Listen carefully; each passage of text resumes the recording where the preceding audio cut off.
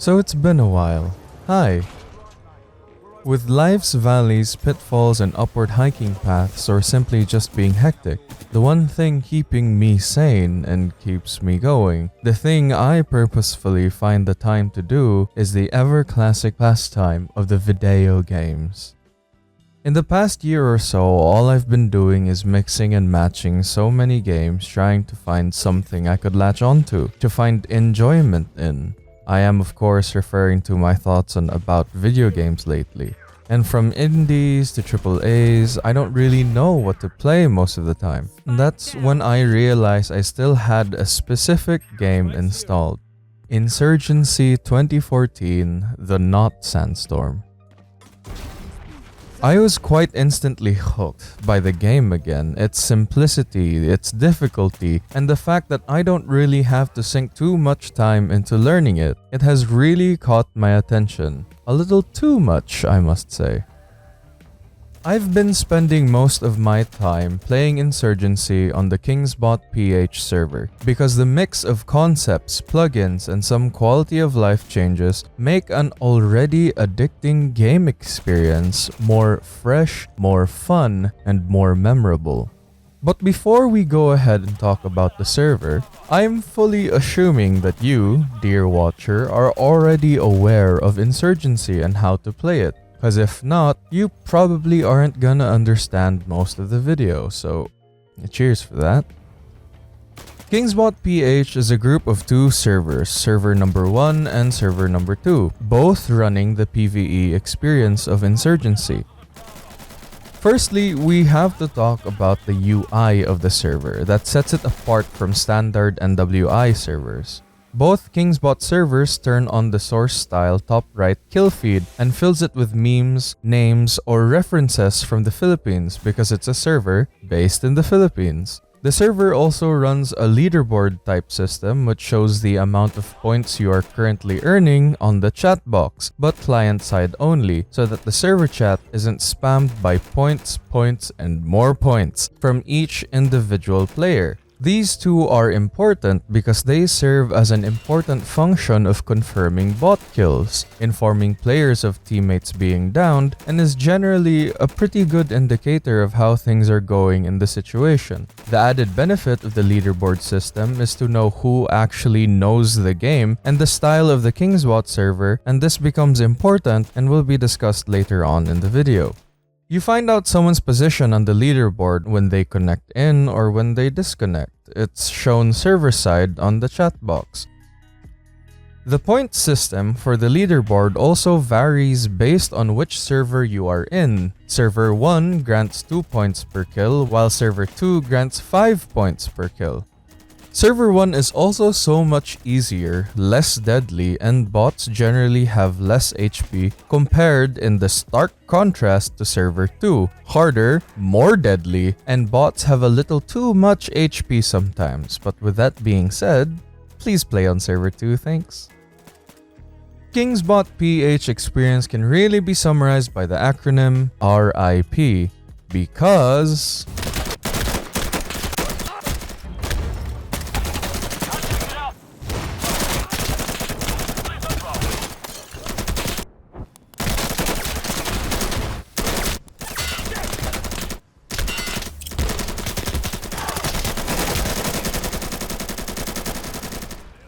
now it's time to talk about the actual server's mechanics. First and foremost, the server hosts only hunt and checkpoint game modes and are limited to the base game's maps. No night maps unfortunately, but if admin is watching, please night maps, please, I want night maps, thank you.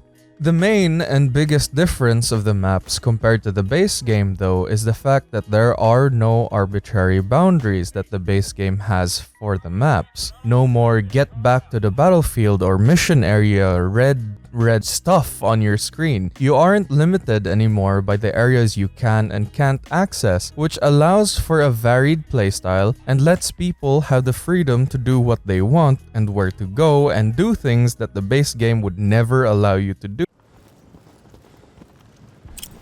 Using an incendiary!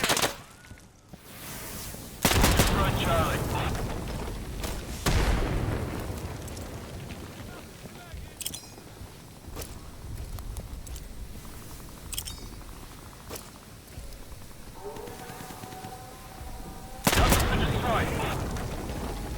And stuff like this becomes a core mechanic for the server, because if you don't get objectives quickly or correctly, you increase your chances for a squad wipe. Why?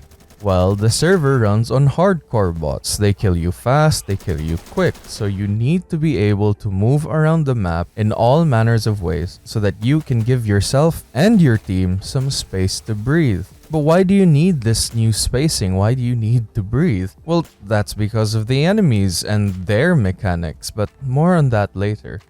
With how the server is, every mistake is punished incredibly harshly, which does usually end up in a full squad wipe, forcing a hard reset back to square one for that map.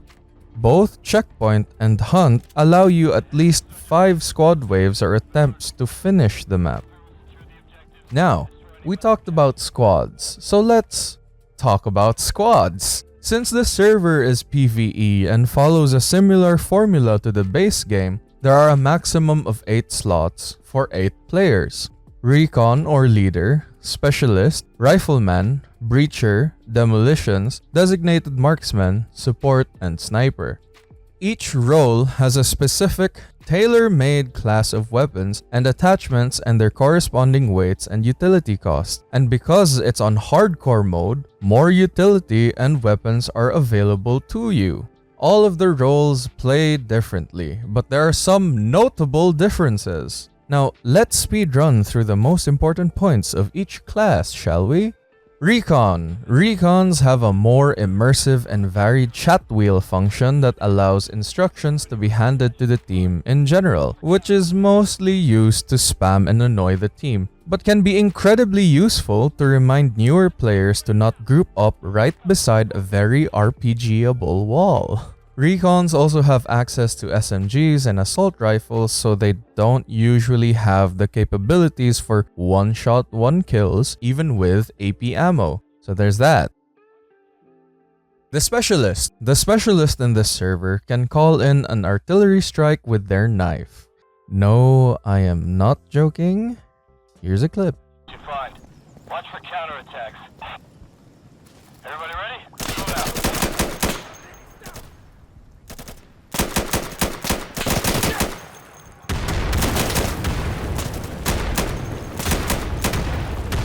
It's usually used to clear out a big open space of enemies or to destroy weapon caches. Most of the time, it's to do both. Other times, it's used because the person who is currently in the Specialist class doesn't actually know that they can call it in and accidentally calls it over teammates, which is really funny.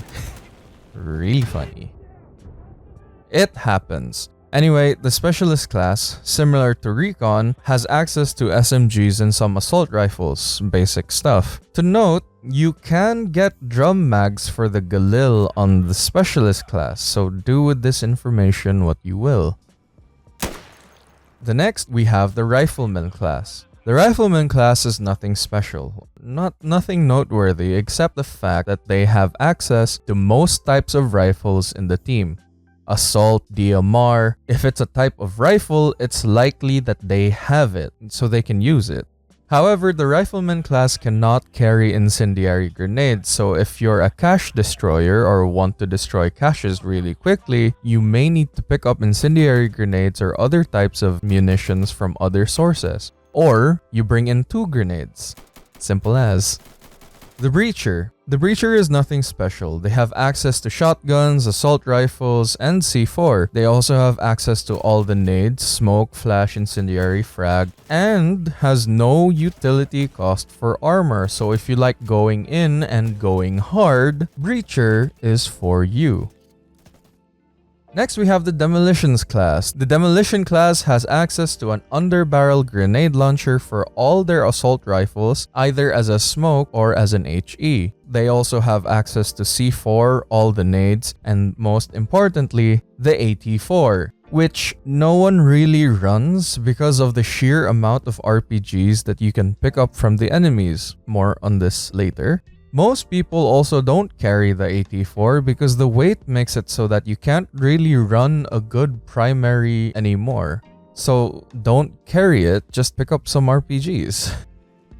Next, we have the Designated Marksman. The designated marksman is special, like really special. They are the medic unit for the entire squad. They are able to bring anyone back so long as they know exactly where the fallen are. You can only revive if you're directly on top of where the person actually died. Now there is a UI prompt that informs you to use the knife to revive when over a dead teammate. This is very useful for the entire team, so always call out where you died. Now, it is common courtesy to say thank you to the doctor if they revive you. The designated marksman has access to DMRs, and most, if not all, of these DMRs are one-shots to the chest with AP ammo. That's the designated marksman. The support role has access to weapons with high-capacity magazines like light machine guns, the use of drum mag attachments, and are generally the high-volume suppression powerhouse of the team, meaning they have a lot of bullets before they need to reload, at the cost of the weight. Last but not least is the sniper class. Now the sniper has access to bolt action snipers, DMRs, longer range magnification scopes, and is generally the one-shot one-kill member of the team. Those in this role usually take a bit of a step back and whittles off the enemies from a distance and takes care of the problem enemies. Now, I've been talking about the enemies a lot earlier and I've kept pushing it back, but now we have to talk about the enemies. The very reason why the Kingsbot servers feel fresh in the first place is because of the enemies. The enemies in Kingsbot, much like the base game, actually mimic the standard role or squad system that players actually have, but it can be squished down to 5 base descriptions. Now, the first type of enemy is the standard insurgent, mimicking the Rifleman, Recon, and Specialist classes. They wear light to heavy body armor and are usually equipped with the insurgent side's rifles and SMGs. They generally also carry and use smokes, flashes, incendiary, and regular frag grenades, but rarely do they throw the smokes, they just carry them. These guys are standard, very easy to take care of, but when there are too many of them, it's very easy to get overwhelmed. Most times they aim for the body, so you can usually tank a shot or two with heavy body armor, but other times they are super accurate and are essentially scream. They talk about my one-taps. The next type of enemy is the insurgent form of the support class. In server, it's colloquially called the RPK. Now, these guys are named after the gun that they use, the RPK. They only equip heavy armor and RPKs. Sometimes they use their flashes, but most times it's just the gun. The weird thing about RPKs is the issue of accuracy and the consistency of that accuracy. Sometimes these guys are so accurate that they are across the map sniping you in one shot with the RPK, but other times they shoot up into the air and completely miss everyone. There is no in between. Generally though, the first 3 shots are the most accurate, so if RPKs miss them, chances are they won't hit you anymore unless you are above them, in which case, good luck. Sometimes I like to call getting killed by an RPK getting letanked, an ode to RPK, a Counter-Strike legend. The third type of enemy insurgent form is of the Demolitions role, known simply as the RPG enemy. These guys are very similar to the standard insurgent, except they have RPGs to fire at you and your team. Honestly, there is completely no reason why I separated this type of enemy other than the existence of the RPGs. These guys don't constantly fire the RPGs either. It's comparatively rarer for them to do so compared to the base game, but when they do, it usually hurts, like a lot. They also drop their unused RPGs if they are taken down, so that's a massive plus for the team. And for every wave or set amount per objective, there is usually 3 to 5 of them, so it's RPGs all around for your team. The fourth type of enemy emulates the sniper and designated marksman classes, and is known in the server as the SKS, or more commonly, the bastard. Named after the gun that they use, the SKS is the second most hated enemy type in the server because of how unnatural their positioning is and how fast they're able to take entire teams down. It is not an exaggeration to say that a single SKS can be the reason for a team wipe, especially if they are spawned behind the team or are in the weirdest, most obscure spots of the map.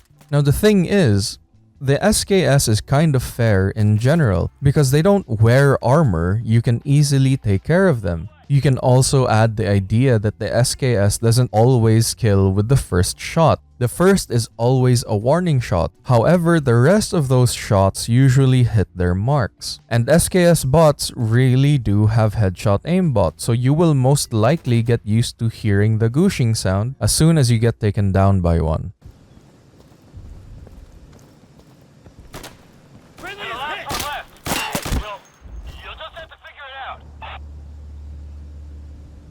Now the SKS also don't rapid fire. They have this rhythm for their shots. This rhythm is only ever broken when there are multiple people shooting at them, so they respond back in kind. Or there are multiple people in their direct line of sight, but even then it's not that fast. So yeah, that's the SKS.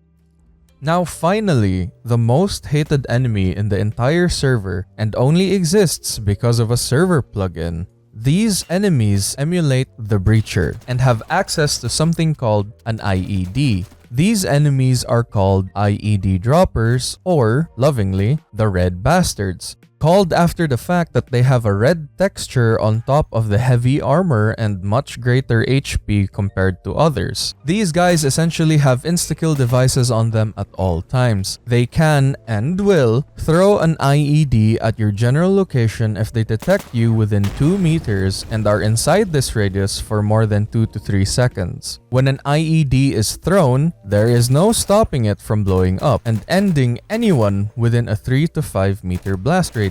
And most times tend to ignore collisions unlike a regular C4. And I mean it.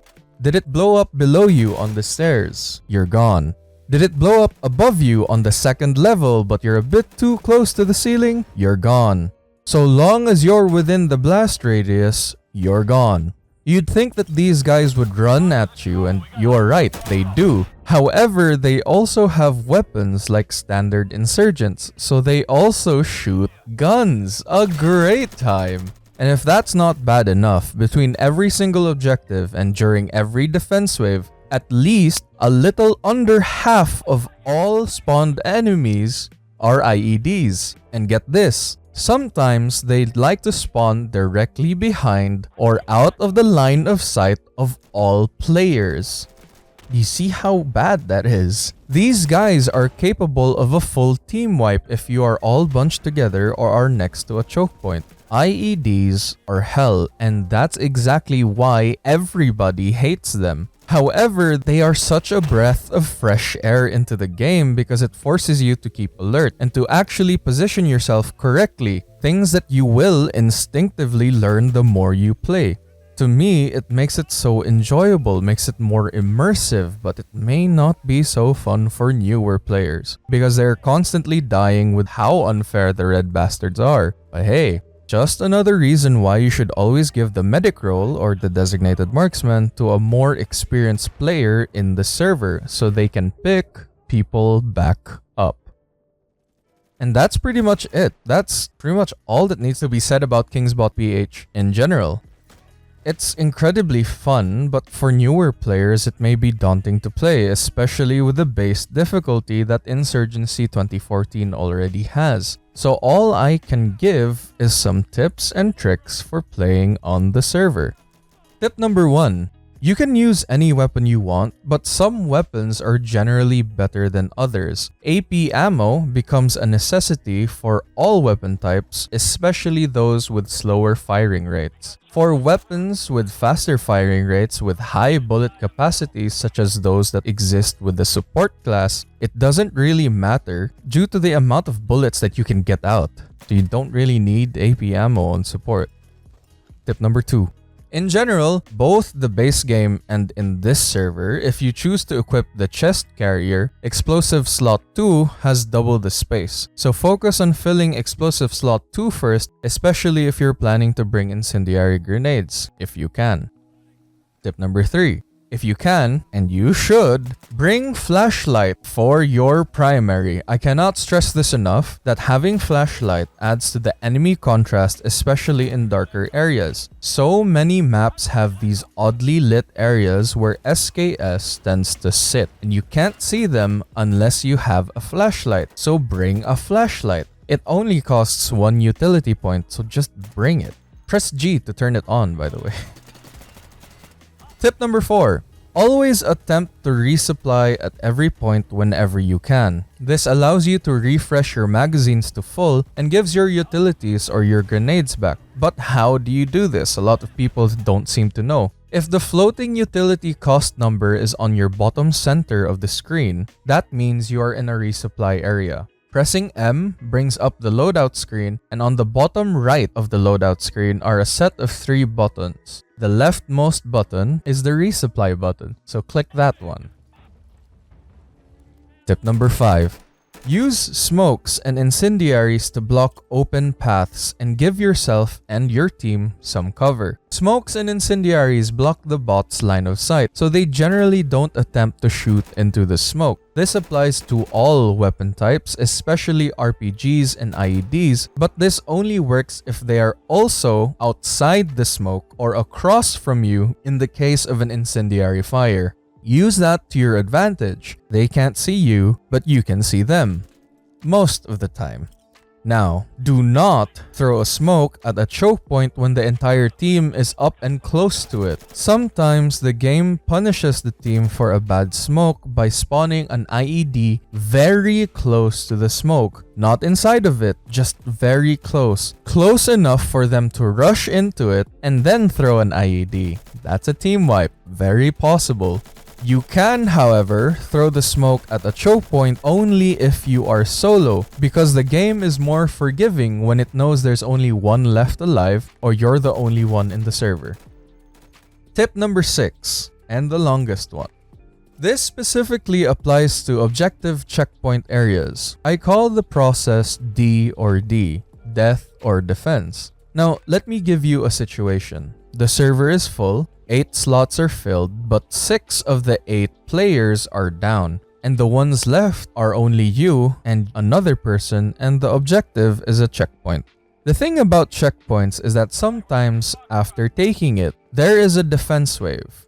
If there are 2 people remaining taking this checkpoint, it's generally a 50-50 chance of starting a defense wave. Now take note. The amount of bots that are spawned is based on the amount of people in the server, not the amount of people alive. So it's entirely possible that you two are going to fight 30 plus people, and if it's an open objective bundled with back spawners because you can't possibly have everything within line of sight with 2 people, and the possible RPGs and the really annoying SKS, it's gonna be difficult. Essentially, you guys are screwed. It's a team wipe waiting to happen. However, there is a way to ensure that this doesn't happen. The unwritten but widely known experience in the server is that when only one person is still up and takes the objective checkpoint, it skips the defense wave completely.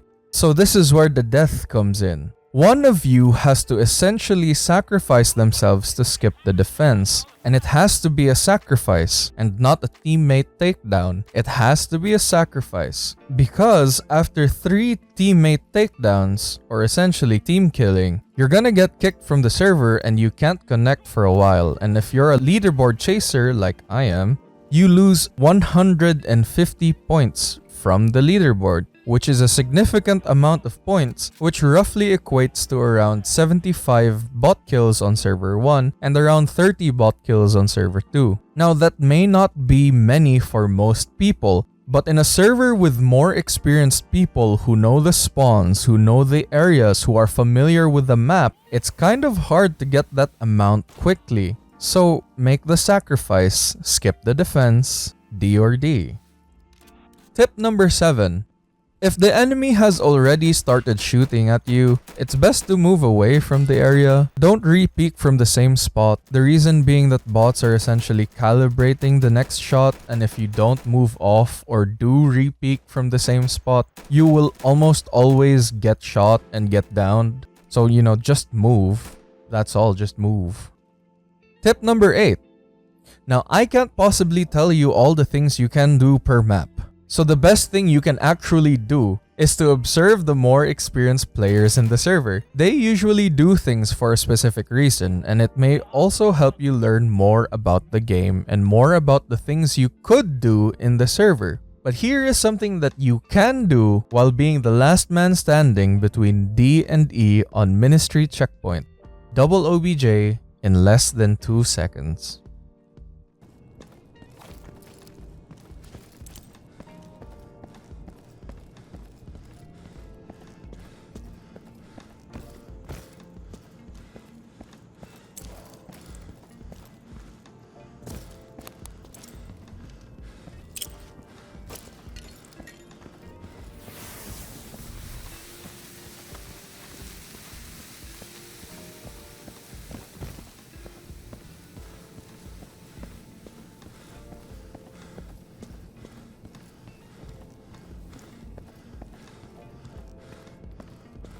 Alright, no hostiles sighted at Delta.